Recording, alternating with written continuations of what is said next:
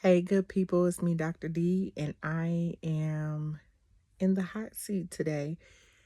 If you have been keeping up with me, you noticed that I posted about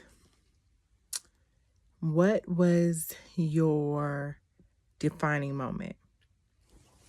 Um, and we're going to talk about that. I'm going to talk about that. My defining moment. I would have to say, started out when I was young, when I was a child, around the age of 12. It was a very traumatic moment. And even as I'm recording this and getting ready to talk about this, I am thinking in my mind, like, I should just stop and re-record this or edit this, go back and cut and slice this up. But freedom is a journey. It is not a destination. And because it is a journey and not a destination, that means that the journey is not always smooth. Sometimes it's bumpy. Sometimes it's rocky. Sometimes it's broken. Sometimes it is a broken road to freedom.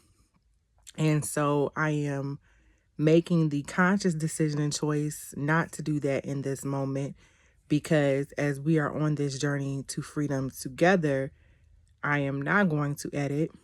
I am not going to slice. I am not going to press stop and re-record this. I am just going to give it as it comes. And so that's what I'm going to do. Um, so yeah.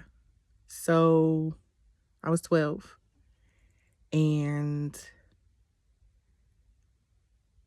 there was hands around my throat.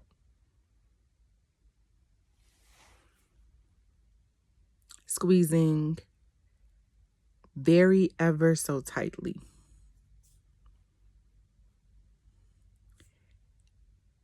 There was not hands, one hand around my throat. And I remember thinking that I couldn't move. I was frozen. I was in shock. It was one of the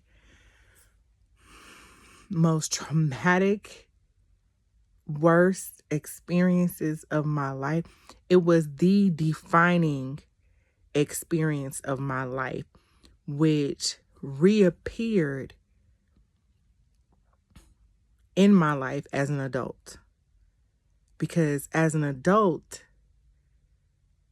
I found myself in a vulnerable state, in a vulnerable position with a hand around my throat, taking the breath out of my body, leaving fingerprints on the sides of my neck, squeezing the more that I tried to talk. There was a hand around my neck. I could feel the pressure on the center around my esophagus. There was a hand around my neck. And when I was 12, I made a promise to myself. See, it's something about the promises that we make to ourselves, like the real ones. I'm not talking about, I promise to push back from the table. I promise to be a little bit nicer. I promise not to yell so much. I promise to only say good things. I promise to be more positive. I'm not talking about that stuff that I don't want to call it superficial, but it's almost a little superficial, because even though while we might mean well, we don't really stick to those promises. Those promises don't normally come to mind all the time. But I'm talking about those deep rooted, took place in my spirit, down in my soul promise to myself that I would never allow another person to put their hands around my neck.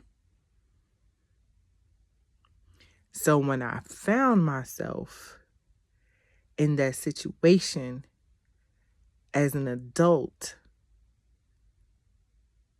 it was truly a defining moment for me. And it was a defining moment in a lot of ways because I was not just being suffocated in that moment. I realized I was being and had been being suffocated throughout my life in a lot of ways, right? Like just verbally, not being able to stand up and speak up for myself and own who I was, even at a young age, own who I was. I think so many of us have this journey to freedom where we have to, you always hear therapists talk about going back to childhood and healing your inner child. And I truly believe on your journey to freedom, a lot of that work is necessary because there's normally something to us in our childhood that has happened that we have not dealt with, we have not healed from. And so for me, it was, I've been suffocating since before I was 12. But at 12, there was a physical manifestation of that thing that stuck with me and physically manifested again as an adult. And this promise that I made to myself at 12 was recalled to memory, something that I forgot that I even promised to myself until the situation presented itself with me face to face. There's something so wildly intimate when you're being choked.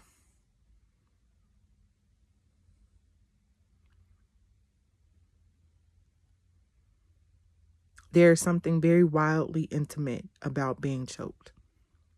Because normally when we think of the word intimacy, we think of pleasure and good intimacy in terms of getting to know a person and vulnerabilities and things like that. We don't think of intimacy can be wrapped up in pain, violation, and distress. That's normally not the first things that populate in our minds.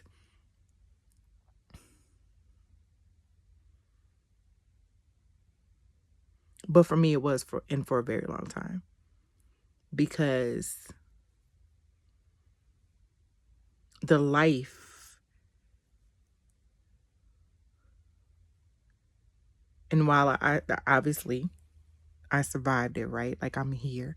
It wasn't a choking until I passed out type of situation. It was definitely one that left, you know, physical signs of what had occurred to where I had to hide it. But yeah, I would have to say that was the moment that changed my life. That was the moment when I decided to get free.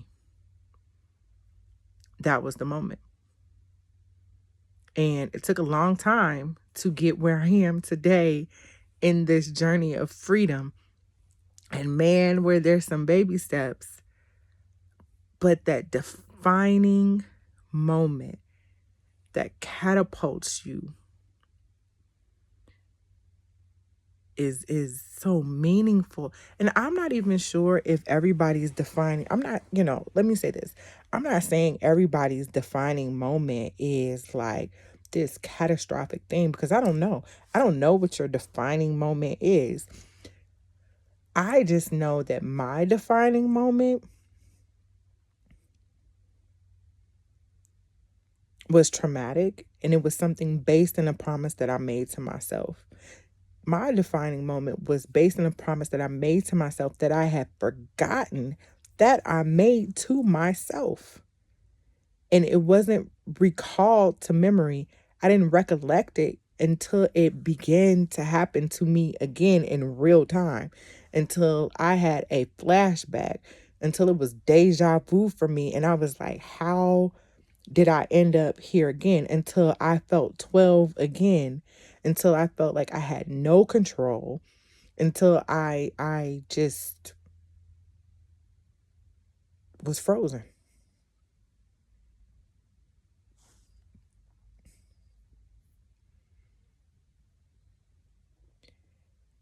It's always a defining moment.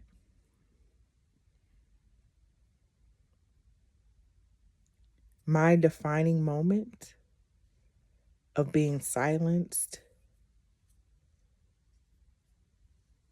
of literally having my voice choked out of me,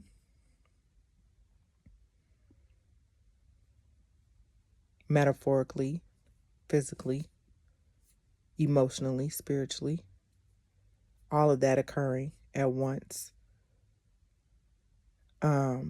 is actually the very thing that catapulted me into my purpose. So I have a newfound understanding and respect for your purpose being birthed out of your pain, right? Um, that saying that a lot of people have. So I wonder if we all sat back and thought about what is our defining moment? What was that one moment that changed our lives forever? That changed who we are forever, the very essence and the very being of the person that who we are. Um, those people who know me closely, who do have a intimate and private relationship with me, would never, in my opinion, describe me as someone that is timid or a person that uncertain in regards of, if I said it, I meant it. How I said it, I meant it. The fact I didn't say it, there was a reason. All of that to me is the true essence of my being. I'm a disruptor. That's who I am. All of that is because of that one defining moment. That moment that I said I would never allow this thing to happen to me again. The moment that I said it is time for me to be free because I'm worthy to be free. I should be free. I am free. I just need to know that I am free. I need to realize that I'm free. I need to embrace that I'm free. I was always meant to be free. My Father intended for me to be free. My life is freedom. All of that. And so I would encourage all of us as we are on this journey to freedom, whether your defining moment is a happy one or a sad one rooted in pain, one rooted in love, rooted in whatever it is. It's your defining moment. But I think we all need to face it, look at it, come to terms with it, and see where that defining moment is pointing us. Because I truly believe it's an arrow launching us into the exact thing, the exact place, the exact space, the exact moment, the exact everything that we are supposed to be doing while we are present in this life. And for me, that was freedom. And so while my defining moment is not a happy one, it was not full of flowers and roses and rainbows and chocolate candy and all of the great hugs and love that we would want in our life. It is the moment that defined me in more ways than one, that I needed to push me and catapult me into starting my journey towards freedom. Because it brought to remembrance for me the one thing that I said I would never allow to happen again. The one thing for me that I said I would never tolerate, never be in a space. It just was a no for me. And because of that moment, I went on a journey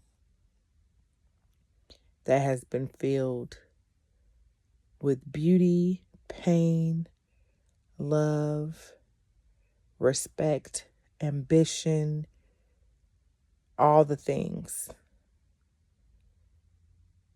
And it is worth knowing what your defining moment is. It is worth knowing.